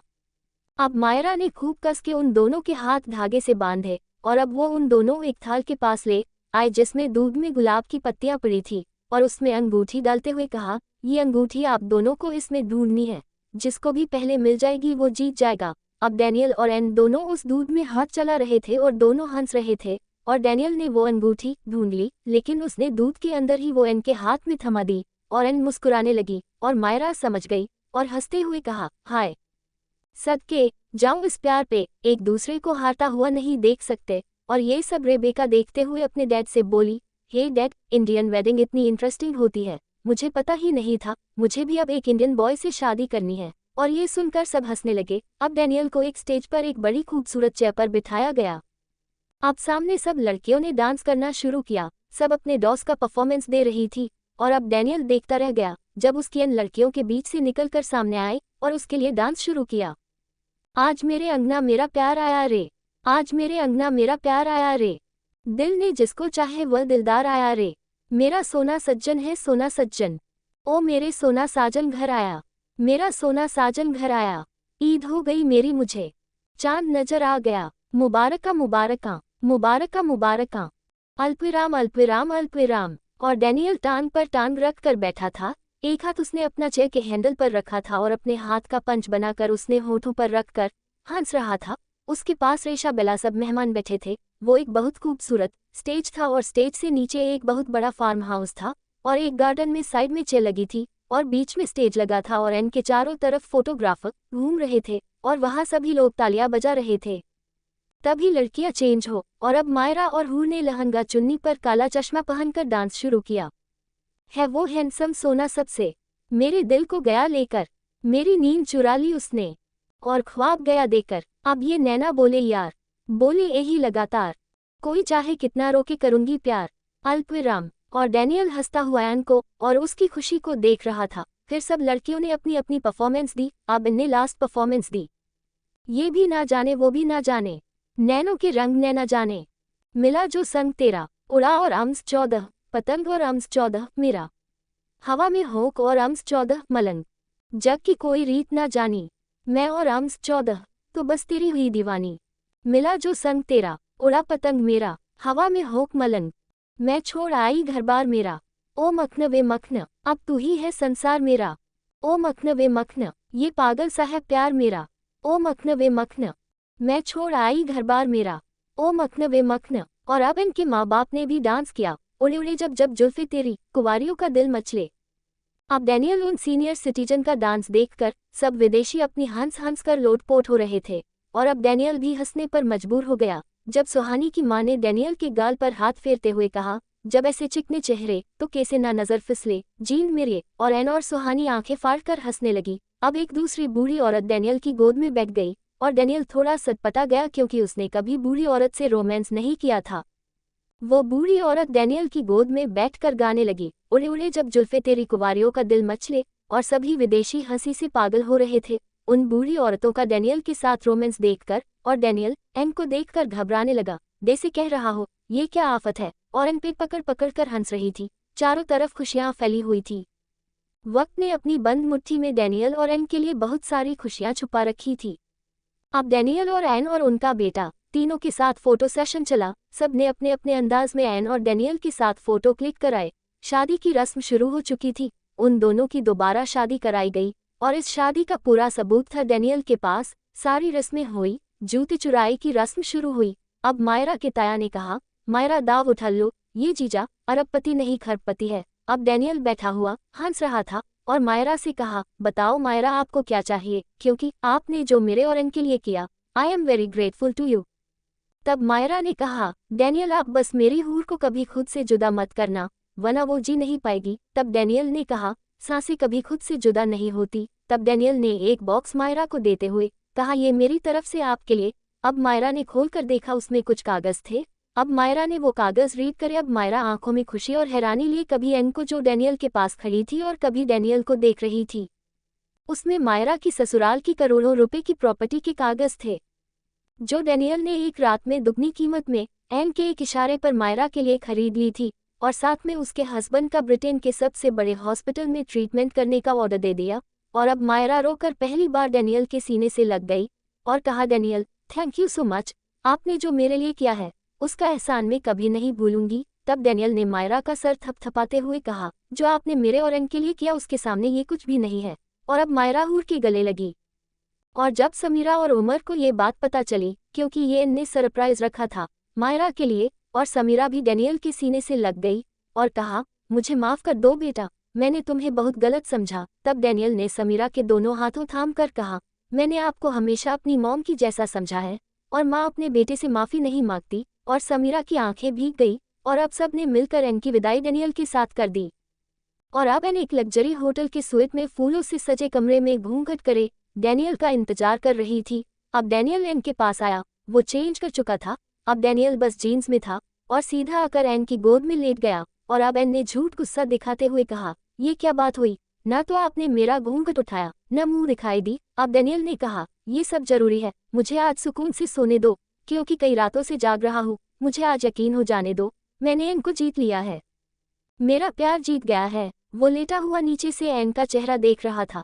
तब एन ने कहा, नहीं, अभी आपको मुझे मुंह दिखाई देनी होगी, वरना मैं आपसे नाराज हो जाऊंगी, क्योंकि कब से वेट था मुझे इस रात का। आप रूम में आएंगे और मेरा घूंघट उठाकर मेरी तारीफ करेंगे। एन ने मुंह बनाकर कहा, इसलिए पहला मेरा घूंघट उठाओ। अब डैनियल उठकर बैठ गया और हार मानते हुए कहा, अब तो उठाना ही पड़ेगा। और अब डैनियल ने आहिस्ता से उसका घूंघट उठाने के लिए हाथ बढ़ाए और उसका घूंघट उठा दिया। और तभी एन ने हाथ फैलाते हुए कहा, अब मेरी मुंह दिखाए। अब डैनियल ने कहा, अब ये क्या है, ये टैक्स है मुंह देखने का। तब डैनियल ने कहा, देखे हुए चेहरे को भी देखने का टैक्स लगता है। अब एन ने कहा, बिल्कुल। अब डैनियल ने अपना हाथ रखते हुए कहा, ये पूरा डैनियल तुम्हारा है और डैनियल का सब कुछ उसकी एन का है। अब बताओ तुम्हें और क्या चाहिए। तब एन ने कहा, मुझे वादा चाहिए। तब डैनियल ने कहा, कैसा वादा। तब एन ने कहा, आप मुझसे वादा करें, कभी हम दोनों के बीच कोई तीसरा नहीं आएगा, ना शक और ना कोई इंसान। दूसरा वादा, आप कभी किसी के खून से हाथ गंदे नहीं करेंगे। ये हाथ बस एन को प्यार करने के लिए उठे। एन ने उसके दोनों हाथों को चूमते हुए कहा, और लास्ट, आप खुद को नॉर्मल कर लेंगे। अब डैनियल ने कहा, जो मेरी एन चाहती है वही होगा, जब तक मेरी एन नहीं चाहेगी मेरे पास कोई पावर नहीं होगी, और अब मैं एन के बिना परमिशन के मच्छर भी नहीं मरूंगा। हैप्पी। अब एन मुस्कुरा कर डैनियल को देखने लगी और अब उसके चेहरे को हाथ में लेते हुए कहा, मैं बहुत डर रही थी डैनियल, पल पल मर रही थी ये सोच सोच कर, पता नहीं ये चेहरा अब कभी दोबारा देख भी पाऊंगी या नहीं, ये नीली आंखें मुझे दोबारा देखेगी भी या नहीं। और अब डैनियल ने आहिस्ता से उसकी नथ उतारी और एन ने आंखें बंद कर ली। अब वो एक एक करके एन के सारे जेवर उतार चुका था। अब एन के बाल खुलकर कमर पर पड़े थे। अब डैनियल एन का हाथ पकड़कर उसका बाहर लेकर आया और सामने इशारा किया तो एन ने देखा एक बहुत बड़ी बिल्डिंग पर एन और डैनियल का फोटो लगा था, जिस पर उनको मुबारकबाद दी जा रही थी। एन ये सब देखकर बहुत खुश थी। अब एन दीवार से लगी खड़ी थी और डैनियल उसके होठों के पास आया और एन डैनियल की आंखों में बेकरारी से देख रही थी। और अब डैनियल ने उसके होठों के पास आया और मुस्कुराकर उसके होठों को किस करने के लिए लिप्स आगे किए, और एन को ऐसा लगा जैसे वो अभी उसको किस करेगा, लेकिन वो बस मुस्कुराकर ट्राई कर रहा था और एन मुस्कुरा रही थी। अब डैनियल ने फिर से डैनियल मुस्कुराता हुआ एन के होठों के पास गया और उसके लिप्स छूने के लिए फिर लिप्स उसके होठों से टच करते करते दूर किए। अब एन गहरी सांस लेकर लिप्स काट रही थी, उसको समझ नहीं आ रहा था डैनियल ऐसा क्यों कर रहा था। उसने फिर से एन के होठों को किस के लिए उसको होठों के पास किए और एन के होठ फड़फड़ा रहे थे उसके होठों छूने के लिए, और अपने लिप्स जितने आगे करती डैनियल उतने ही पीछे कर लेता। अब डैनियल उसके गले पर झुका और एन ने आंखें बंद की, लेकिन वो होठों से छूकर दूर हो गया। एन ने आंखें खोली, डैनियल ने उसको गोद में उठाकर चेंजिंग रूम में भेजा और अब एन 2 पीस में थी और ऊपर से उसने नाइटी का कोट पहना था जिसमें एन का पूरा जिस्म चमक रहा था और डैनियल सोने की कोशिश कर रहा था। अब एन ने उसके सामने आए और उसके सीने से लिपट गई और उसका हाथ अपनी बैक पर रख लिया, लेकिन डैनियल करवट लेकर सो गया। अब एन को गुस्सा आने लगा। एन ने फिर से पीछे से उसको हक किया, लेकिन वो ऐसे ही बेखबर पड़ा रहा। अब एन ने डैनियल की चेस्ट पर हाथ फेरने लगी और उसके गाल पर अपना गाल रखकर आहिस्ता से उसको किस करते हुए कहा, क्या एन का बेबी नाराज है। तब डैनियल ने आंखें बंद करे ही कहा, मेरा मूड नहीं है, मुझे सोने दो। तब एन ने कहा, आप तो 3 साल से तड़प रहे थे, अब क्या हुआ। तब डैनियल ने आंखें बंद करे ही कहा, अगर तुम किसी और से शादी कर लेती तब भी मुझे बर्दाश्त करना पड़ता। तब एन ने अपना गाल से उसके गाल पर रगड़ते हुए कहा, लेकिन अब तो मैं आपके पास हूँ, अब क्यों बर्दाश्त कर रहे हो। अब डैनियल एन की तरफ पलटा और उसको अपने ऊपर गिराते हुए कहा, अब मेरी मर्जी, अभी मेरा मूड नहीं है।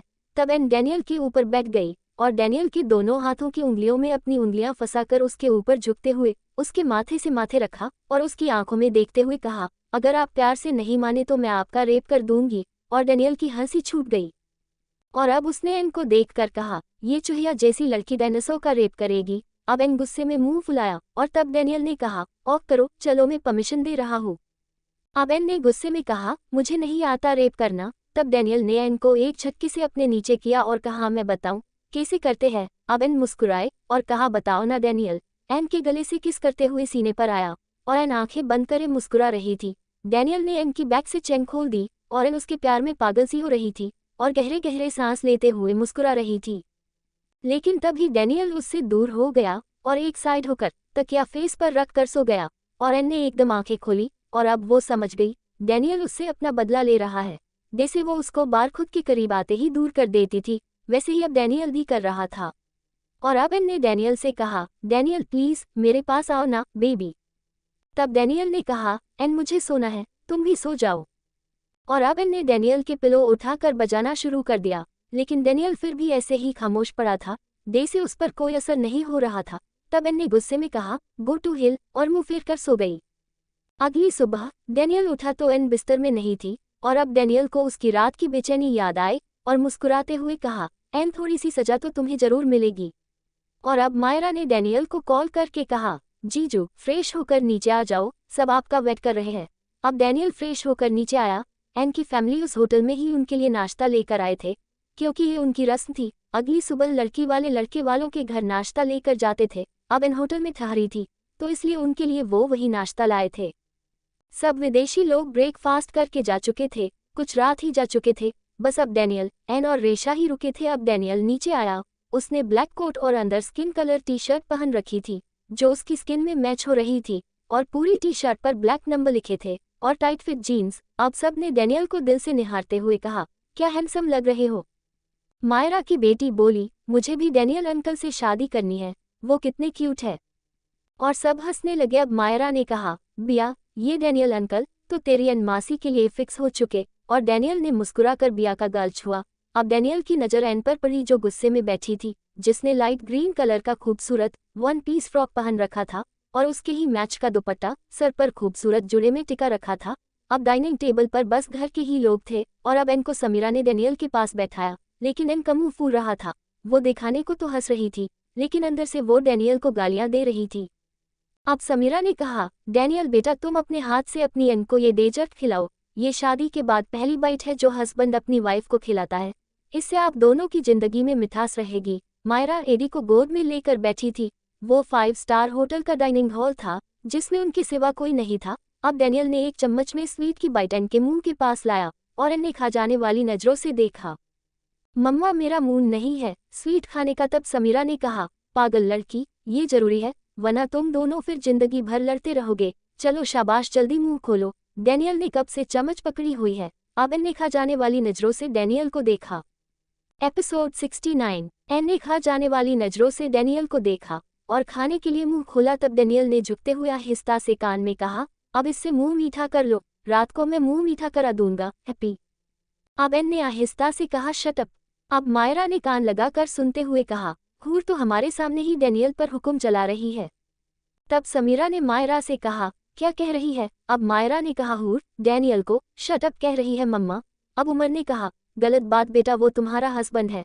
आज तक तुम्हारी मम्मा ने मुझे शट अप नहीं कहा और तुम डैनियल को अभी से वो शरीफ बन चुका है तो तुम उसकी शराफत का फायदा उठा रही हो। और अब डैनियल ने मासूम सा फेस बनाकर कहा, आपकी बेटी ने रात मुझे पिलो से मारा भी है और ये देखो यहाँ काटा भी है। डैनियल अपना हाथ दिखाया जहाँ रात एन ने गुस्से में काट लिया था।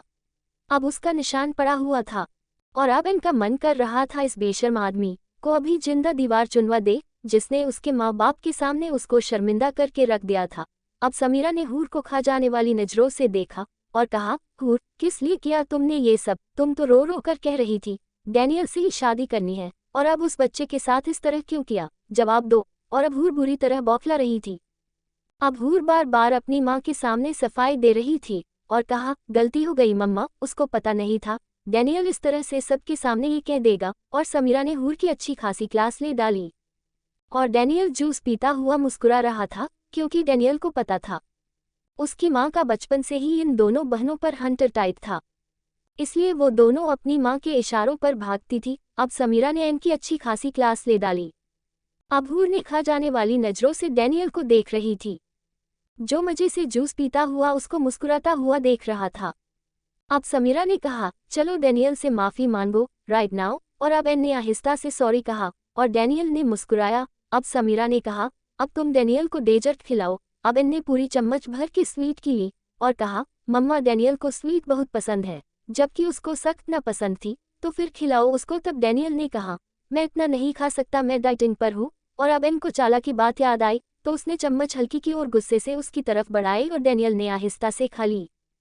और अब डैनियल ने ब्रिटेन निकलने की तैयारी की और अब एन सबसे गले मिलकर रो रही थी और सबने एडी को भी गले लगाते हुए प्यार किया और नानी एडी के गाल चूमते हुए कहा, अपनी नन्ना को भूल तो नहीं जाएगा। और एडी ने मुस्कुराकर उनके गाल पर किस की और नो कहा और हल्के से मुस्कुराए। अब उमर ने डैनियल को सीने लगाते हुए कहा, खुश रहो बेटा, अपना और मेरी बेटी का और मेरे नाती का ख्याल रखना। और फिर सबने मिलकर उनको विदा कर दिया। डैनियल ने और रेशा ने उन सबको साथ चलने के लिए फोर्स किया कि उनको डैनियल की शादी में शामिल होना है, लेकिन उमर ने कहा, मेरा बिजनेस का जरूरी काम है, फिर कभी फुर्सत में आएंगे। और डैनियल ने समीरा से एन को ले जाने की परमिशन ली और समीरा का डैनियल की इस बात ने दिल जीत लिया कि वो एन पर हक रखते हुए भी वो परमिशन मांग रहा है। और अब समीरा ने डैनियल के सर पर हाथ फेरते हुए कहा, अब से तुम मुझे हूर की तरह मम्मा बुलाओगे। और उमर को डैडी। और डैनियल हल्का सा मुस्कुराया और वहां से अपनी फैमिली लेकर आ गया। अब एन 3 साल बाद अपने घर में आई तो खुशी के मारे आंखों से आंसू बह निकले, क्योंकि वो तो यहाँ आने की उम्मीद ही छोड़ चुकी थी। और अब एडी भी पहली बार अपने घर आया था और सबने उन सब का बहुत खूबसूरत तरीके से वेलकम किया।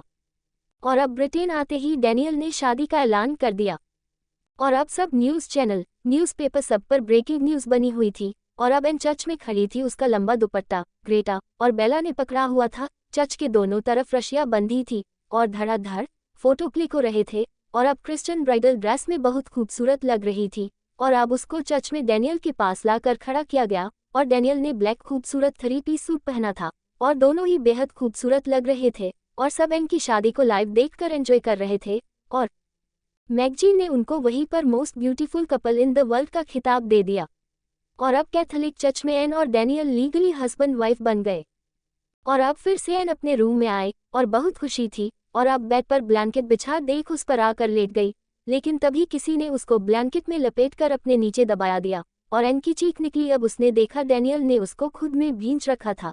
तब एन ने गुस्से में कहा, दूर हटो। तब डैनियल ने कहा, अब भी दूर जाने को कह रही हो? अब दो शादियों का प्रूफ है मेरे पास। Now I am your husband. अब एन ने कहा, मिस्टर हस्बैंड अभी मुझे सोना है, पीछे हटो। तब डैनियल ने एन का गाल होठों में लिए और एन खामोश हो गई और कहा, अब मुझे हाथ भी मत लगाओ, मेरे माँ बाप के सामने कितने मासूम बन रहे थे और मुझे मम्मा से डांट खिल दी। और अब डैनियल ने कहा, ओह सॉरी, तुम मुझे डांट लो। तब एन खामोश हो गई और खामोशी से लेट गई और अब डैनियल ने उसकी नाइटी में हाथ डाला और अब वो धीरे धीरे एन के करीब आया और अब वो दोनों एक दूसरे को दीवानों की तरह प्यार करने लगे। और अब एन ने उससे अपनी उस दिन की बेइज्जती का बदला लेने की सोची, जब एन को याद किस तरह से उसने एन को तरह शर्मिंदा किया था अपने माँ बाप के सामने और फिर कैसे वो एन को तड़पा रहा था। अब एन ने मन में सोचा, अब अगर मैंने भी हाथ ना जुड़वा दिए तो मैं भी एन नहीं। और अब एन ने डैनियल को और पागल करना शुरू कर दिया। वो उसके सीने पर किस करती हुई नीचे तक आए और डैनियल एन के इस रहा खुद से इस कदर प्यार करने पर पूरी तरह पागल हो रहा था। और अब डैनियल ने एन को अपने पास खींचा और खुमारी में कहा, तुम्हें तो ये सब पसंद नहीं था, डर्टी लगता था। अब एन ने होठों के पास आते हुए कहा, अब जो डैनियल को पसंद है वही एन को भी पसंद है। और अब डैनियल उसके होठों पर झुका, लेकिन एन अब बेड से खड़ी हो गई और अब डैनियल ने कहा, एन कम टू मी। लेकिन एन ने एक अदा से हंसते हुए कहा, पहले मुझे फोर्स करो, प्लीज प्लीज एन मेरे पास आ जाओ, इस तरह कहो। अब डैनियल उसको सीने पर हाथ बांध कर देख रहा था। अब एन ने कहा, तब मैं सोचूंगी। अब डैनियल उसकी तरफ देखकर हंसा और कहा, आहिस्ता से कहा, औक मत आओ, नेवर माइंड, मुझे वैसे भी नींद आई है। क्योंकि वो एन की बॉडी लैंग्वेज देख रहा था, डैनियल से ज्यादा वो तड़प रही थी, इसलिए जानबूझकर डैनियल गुड नाइट कहकर वो ब्लैंकेट लेकर सो गया। और अब एन मुंह खोले उसको देख रही थी। उसको लगा था वो उसको फोर्स करेगा, हाथ जोड़कर मिन्नत करेगा, लेकिन वो तो रिलैक्स होकर सो गया और उससे ज्यादा अब पागलन हो चुकी थी, क्योंकि अब उससे खुद डैनियल से दूर नहीं रहा जा रहा था। इसलिए उसको गुस्सा दिलाते हुए कहा, फिर तो जो मैंने सुना है वो बिल्कुल ठीक है। अब डैनियल उसकी तरफ पलटा, क्या सुना है? अब एन ने अदा से कहा, रहने दो, आपको बर्दाश्त नहीं होगा। अब उसने एन को पकड़ खींचा, क्या सुना है, बताओ मुझे। अब एन हंसते हुए कहा, यही कि आप एज हो चुके हैं, आपका मन नहीं, बल्कि अब आपसे कुछ होगा ही नहीं, क्योंकि ये यंग लेडी को आप सेटिस्फाइड नहीं कर पाओगे, इसलिए आप बच रहे हो। एन जानती थी वो उसकी मर्दानगी को टोन कर रही है, क्योंकि अब एन को डैनियल को अपने पास बुलाना था। वो उसको इतने सालों बाद मिला था और अभी भी उसको तरसा रहा था और एन को ये बर्दाश्त नहीं हो रहा था, लेकिन उसकी रिक्वेस्ट करना भी गवारा नहीं था। और अब डेविल का खून खोल गया क्योंकि एन उसको भड़का चुकी थी।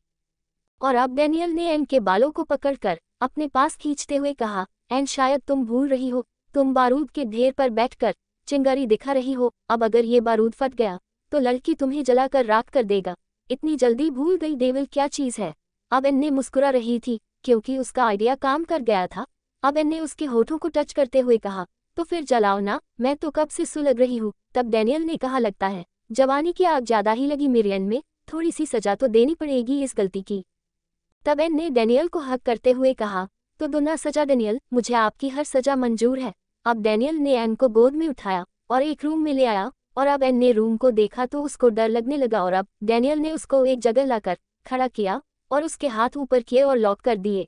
अब एन घबरा कर कहने लगी, ये क्या कर रहे हो आप? आपको सजा चाहिए तो सजा की तैयारी कर रहा हूँ और अब आप मेरी मर्दानगी को भी टोंट कर रही है। लगता है आपको अपने जिस्म से प्यार नहीं रहा। तभी एक शेर से कह रही है, शिकार करके दिखाओ। और अब एन ने एकदम कहा, डैनियल आई एम सॉरी, मेरा वो मतलब नहीं था। अब डैनियल उसके पास आया और उसको खींचकर अपने पास करते हुए कहा, मेरा यही मतलब है।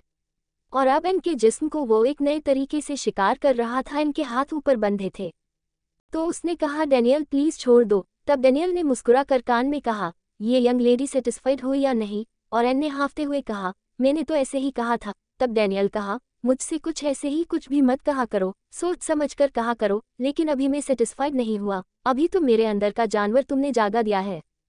और डैनियल उसके जिस्म को होठों से तकलीफ दे रहा था और कुछ देर बाद एन की आंखों से आंसू बहने लगे क्योंकि वो इस वक्त में डैनियल से डेविल बन गया था। अब वो पछता रही थी उसको उकसाकर, अब वो उसको लाख मिनटों पर भी छोड़ नहीं रहा था। अब एन उससे रिक्वेस्ट कर रही थी, प्लीज डैनियल छोड़ दो। अब डैनियल ने कहा, तुम्हें पता है एन मैं इस चीज को लेकर कितना पागल हूँ, फिर भी तुम मुझे चैलेंज करके अपने नाजुक से जिस्म पर जुल्म ढाती हो। और अब डैनियल ने उसके हाथ खोले तो वो डैनियल के ऊपर गिर गई और अब डैनियल को एन की बात याद आई, आपसे कुछ होगा नहीं। तब उसने हंसते हुए एन को जमीन पर गिराया और उसके ऊपर आते हुए एन से कहा, अब भी शक है डैनियल की मर्दानगी पर। और अब डैनियल ने उसके करीब आकर कहा, लड़की डेविल को कभी पॉइंट मत करना क्योंकि डेविल तुम जैसी 100 लड़कियों को एक साथ खा जाएगा। और अब एन ने जल्दी सांस लेते हुए कहा, मैंने तो इसलिए कहा था क्योंकि आप मेरे पास नहीं आ रहे थे लेकिन आप तो सीरियस हो जाते हो। अब डैनियल ने कहा, उसके चेहरे को हाथ में लेते हुए कहा, अब आ गया ना पास। और अब एन ने उसको दूर करते हुए कहा, अब मुझे नहीं बुलाना पास, लेकिन अब मेरा मन दूर जाने का नहीं कर रहा।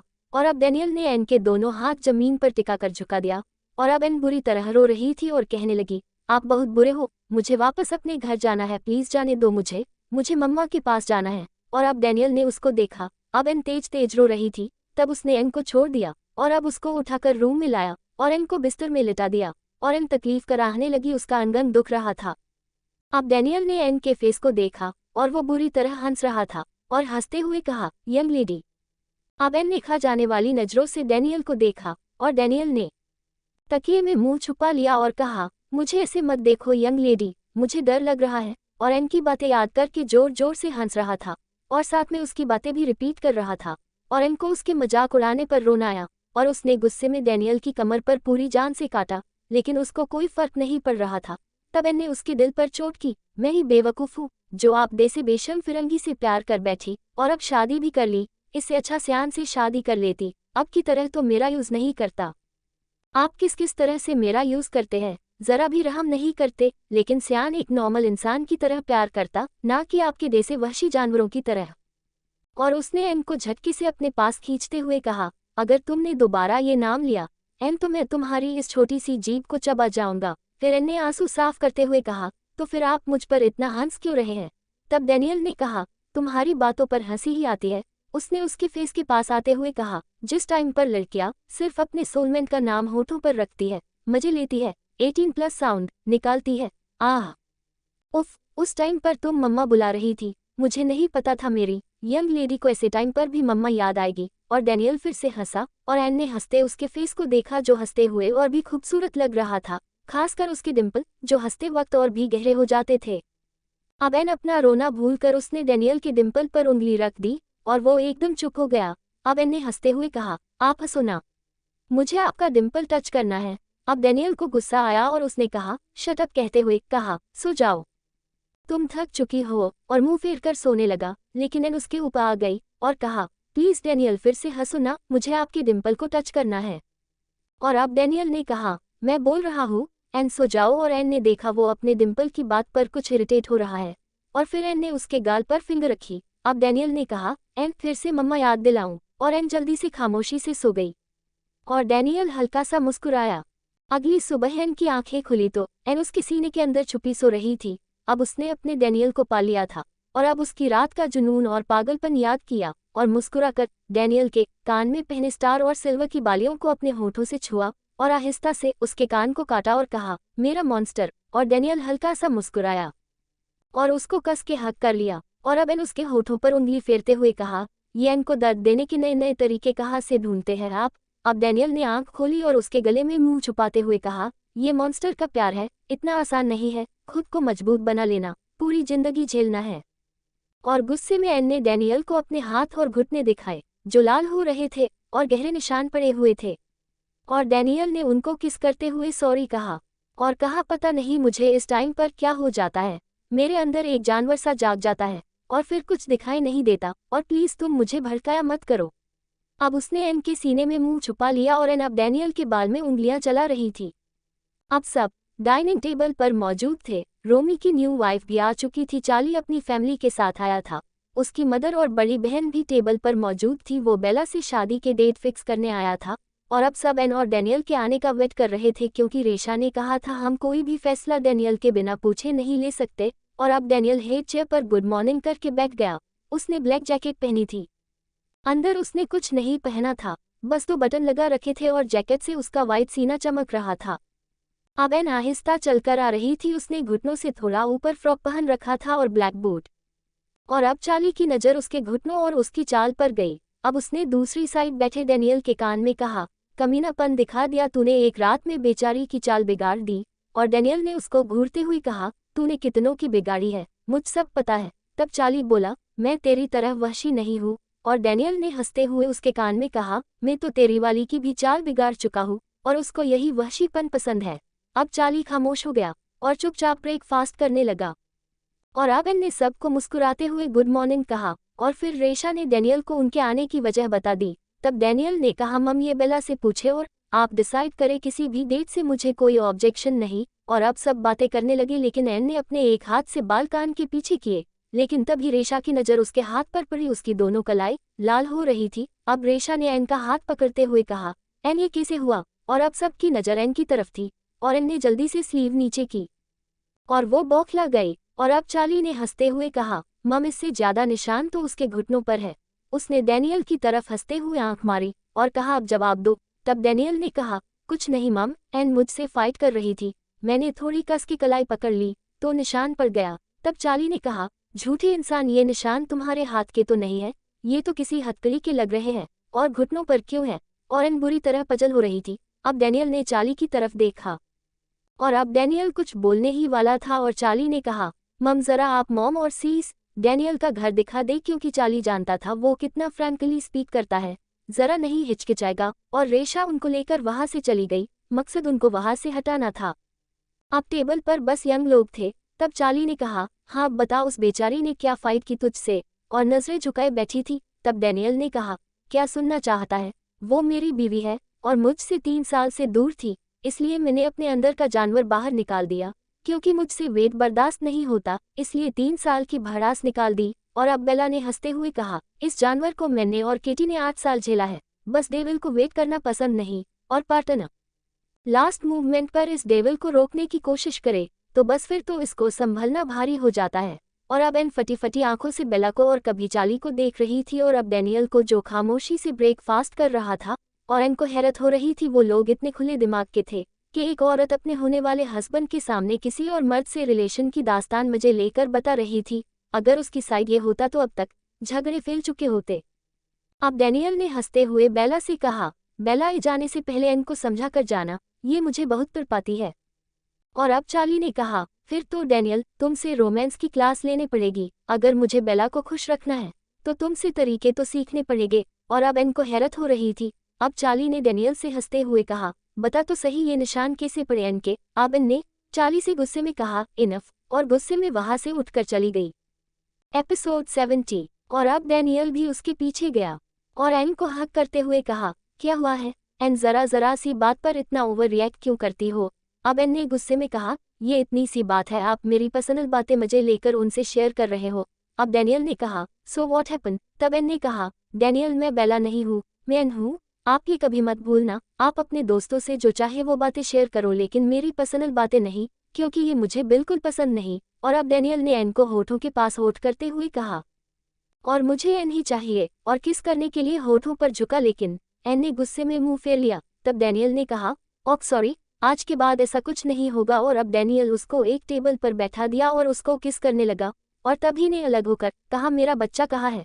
कल से देखा नहीं उसको। तब डैनियल ने कहा, आपका बच्चा बहुत हैप्पी है, आप उसकी टेंशन मत लो, बस आप डैनियल की टेंशन लो, उसको कैसे हैप्पी रखना है। अब डैनियल ने एन को विंडो से एडी को दिखाया जिसके पास 10-12 नैनी उसके आगे पीछे दौड़ रही थी।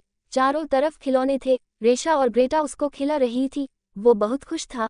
अब एन ने कहा, आप मुझसे मेरा बच्चा दूर मत कर देना, अगर वो मेरे पास नहीं आएगा तो मुझे भूल नहीं जाएगा। अब डैनियल ने प्यार से कहा, वो नहीं भूलेगा क्योंकि एक टाइम में हम दोनों उसके साथ खेलेंगे, उसको टाइम देंगे, और अब आप ज्यादा सोचो मत, मेरे पास आओ। और अब डैनियल फिर से एन के होठों पर झुक गया और अब उसने एन को अपने साथ वर्कआउट कराना शुरू किया। उसने उसका डाइट चार्ट सेट किया और उसको रोज दौड़ाने लगा और कुछ टाइम में ही डैनियल ने एन को फिजिकली स्ट्रॉन्ग बना दिया था। उसने एन को कई पावर के इंजेक्शन दिए ताकि वो कमजोर ना रहे। एन ने बहुत मना किया लेकिन डैनियल ने उसकी एक नहीं चलने दी।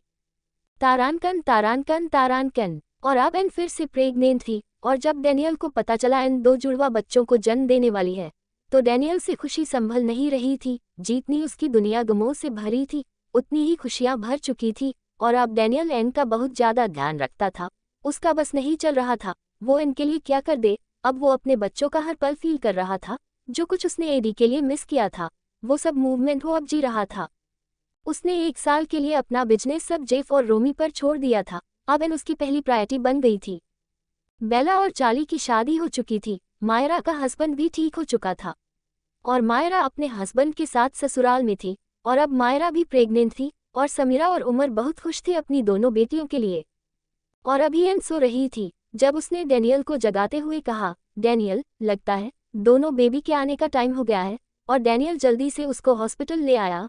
अब एन ने डैनियल का हाथ मजबूती से पकड़ा था और बुरी तरह चीख रही थी और अब डैनियल को एहसास हुआ माँ बनना कितना मुश्किल है। अब एन की तकलीफ देखकर डैनियल ने बड़ी फैमिली का ख्याल दिल से निकाल दिया। एन से ज्यादा डैनियल को तकलीफ महसूस हो रही थी, उससे एन का चीखना देखा नहीं जा रहा था। अब लीसा ने घबराते हुए कहा, चीफ कुछ कीजिए, बच्चों की पोजीशन घूम गई है, कंडीशन कॉम्प्लिकेटेड होती जा रही है। और अब ब्रिटेन के और वहां खड़े कई बड़े डॉक्टर ने कहा, सर्जरी करनी होगी लेकिन रिस्क है, एक बच्चा मर सकता है। और अब एन डैनियल की तरफ देखकर रोते हुए कहा, डैनियल मेरा बच्चा नहीं मरना चाहिए, प्लीज मेरे बच्चे को बचा लो। एन ने तो ऐसे ही घबराते हुए कहा था लेकिन डैनियल ने सभी डॉक्टर से कहा, साइड हो। और अब डैनियल ने व्हाइट कोट पहना और ग्लव्स और मुंह पर मास्क लगाया और सब डॉक्टर साइड हो गए। और अब एन ने लीसा की तरफ सवालिया नजरों से देखा क्योंकि अब डैनियल ने पूरा डॉक्टर का गेट अप लिया हुआ था। और लीसा ने मुस्कुराते हुए कहा, मिस्टर डैनियल अलेक्जेंडर एक बहुत बड़े डॉक्टर है, हम सब इनके अंदर ही काम करते हैं। जब ब्रिटेन में कोई केस फेल हो जाता है वहाँ डॉक्टर डैनियल अलेक्जेंडर ही जाते हैं क्योंकि ये साइंटिस्ट प्लस डॉक्टर भी है। लेकिन चीफ ये बात सबके सामने जाहिर नहीं करते क्योंकि चीफ को इस लाइन में जाना कम पसंद करते हैं, उनको मेडिसिन लाइन ही पसंद है। लेकिन अब हम सब हेल्पलेस हो गए हैं इसलिए चीफ की हेल्प ली। और अब डैनियल एन की डिलीवरी कर रहा था और अब उसने एक हाथ पेट पर रखकर एन के बच्चों की पोजीशन चेंज की और अब वो जल्दी जल्दी सबको डायरेक्शन दे रहा था और एन को एक डॉक्टर की तरह डांटते हुए कहा, एन पुश करो वरना बच्चा मर जाएगा। और डॉक्टर ने एन को समझाया और सब डैनियल के हिसाब से काम कर रहे थे और कुछ देर बाद ही दोनों बच्चों की नॉर्मल डिलीवरी हो गई। और अब डैनियल ने चैन का सांस लिया, वो पहला बाप था जिसने अपने बच्चों की खुद डिलीवरी कराई थी। और अब डैनियल चेंज करके आया। डैनियल ने देखा रेशा ने बेटा गोद में लिया हुआ था और बेला ने बेटी को गोद में ले रखा था और एडी भी बहुत खुश था अपने भाई बहन के आने से। अब उसने डैनियल से पूछा, डैड ये बेबी कहाँ से आए हैं?